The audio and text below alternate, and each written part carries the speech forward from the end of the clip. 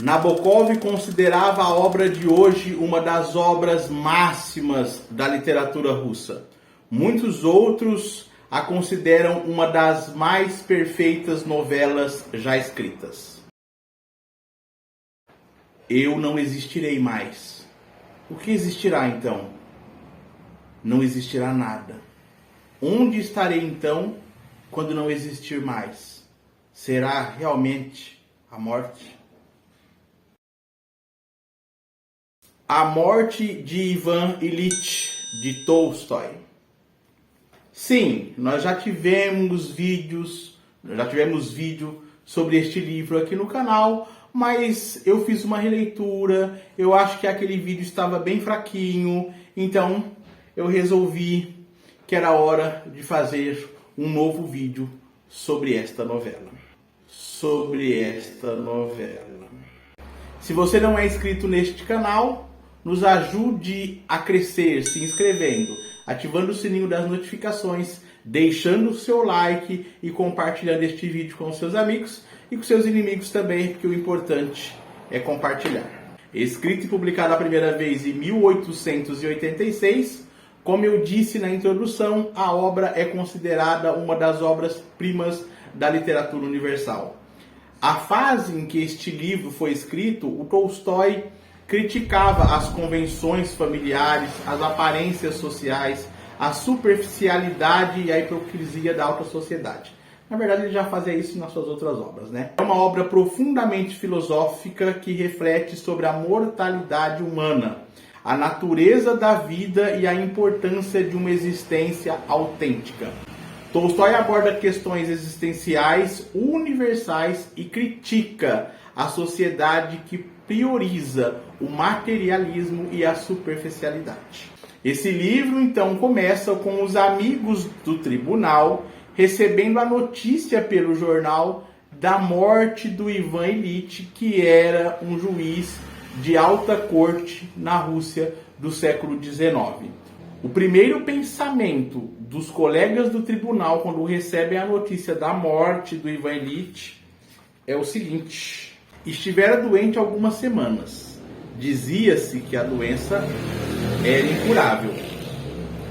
Ao ouvirem a notícia da morte de Ivan Ilyich, o primeiro pensamento de cada um dos que estavam reunidos no gabinete teve por objeto a influência que essa morte poderia ter sobre as transferências ou promoções, tanto dos próprios juízes como dos seus conhecidos.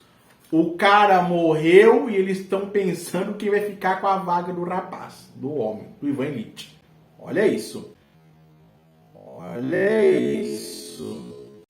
Já os amigos mais próximos pensaram o seguinte: o próprio fato da morte de um conhecido tão próximo despertou, como de costume, em cada um que teve dela conhecimento, um sentimento de alegria pelo fato de que morrera um outro e não ele. Quanto aos conhecidos mais próximos, os assim chamados amigos de Ivan Ilyich pensaram então involuntariamente também que precisavam agora cumprir umas obrigações muito cacetes, ir a exéquias e também fazer uma visita de pêsames à viúva. Que saco, vamos ter que ir num velório. É esse o pensamento dos caras, das pessoas das mais próximas, quando o Ivan Ilyich morre. E durante o velório, sim, este livro aqui começa com o velório do Ivan Ilyich. Durante o velório, a preocupação da esposa é o quê? É o vil metal, é o níquel, é o dinheiro. Ela diz o seguinte: ela quer saber como obter dinheiro do tesouro em consequência da morte do marido. Quanto amor. Olha que lindo. Olha que lindo.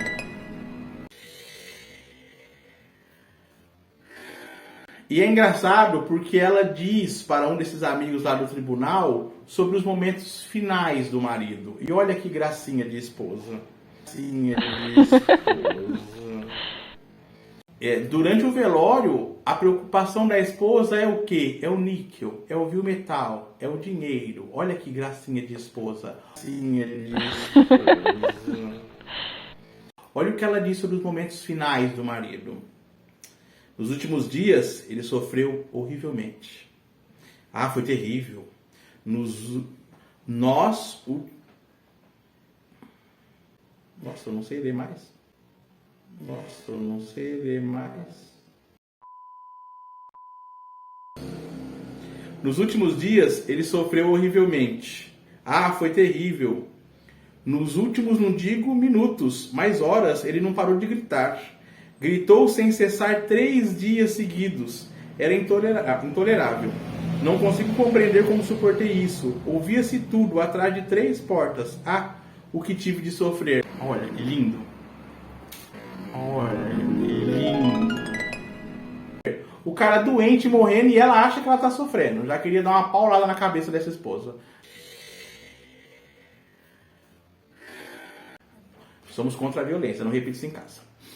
Mas no fim, o importante é que a gente se ama, né? Então, após essa cena do velório do Ivan Ilitch, todo mundo lá, o que o escritor faz? O escritor vai voltar no tempo e retratar como foi a vida e a carreira do Ivan Ilitch. Ele também era filho de funcionário público e ele foi uma pessoa que vivia para fazer o que deveria ser feito.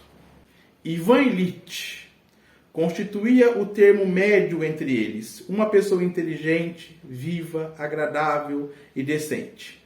Cursou a faculdade de Direito junto com o irmão mais moço. Este foi expulso do 5º ano e não terminou o curso, enquanto Ivan Ilitch brilhava nos estudos, recebendo depois o diploma.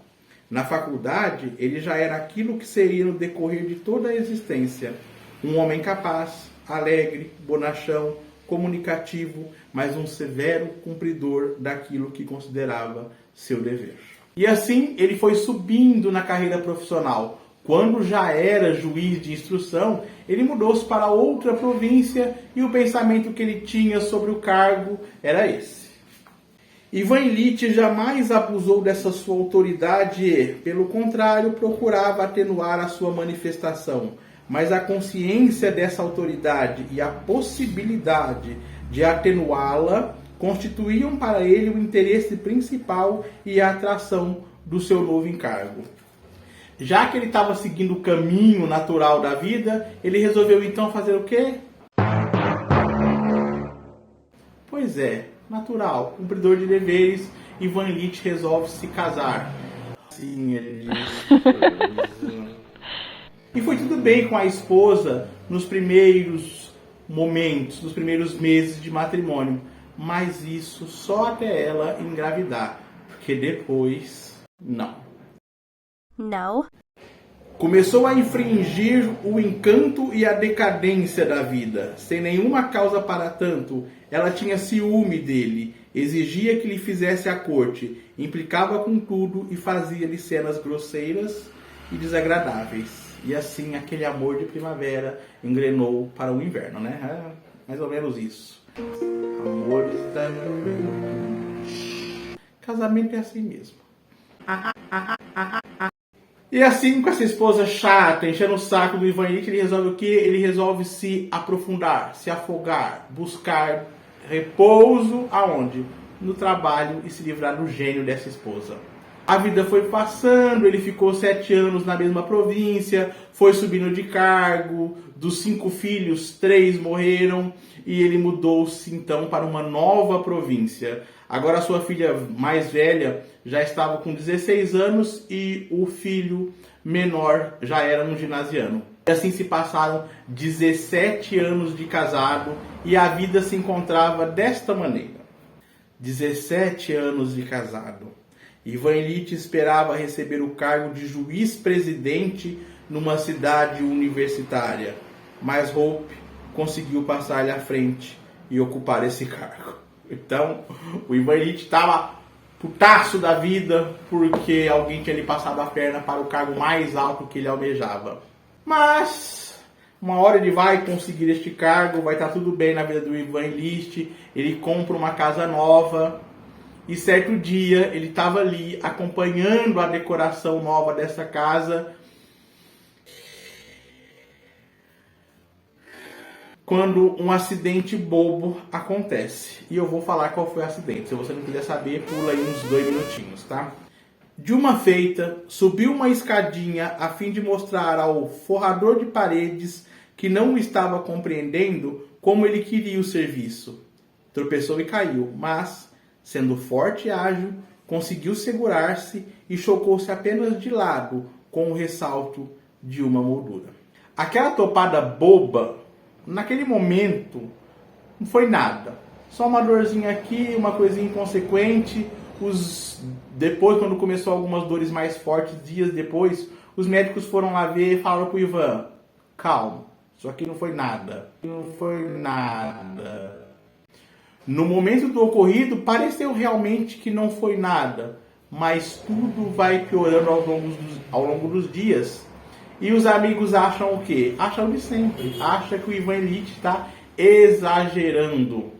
Mas a saúde do Ivan vai se deteriorando e é esse padecimento de dores tenebrosas só aliviado com a ajuda de um criado que vai conseguir mantê-lo numa posição mais confortável que o Ivan Illich começa a questionar o sentido da sua existência.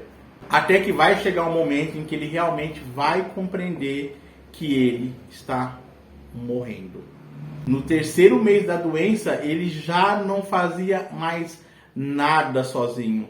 Davam-lhe o ópio e começaram a injetar-lhe morfina para acabar com a dor.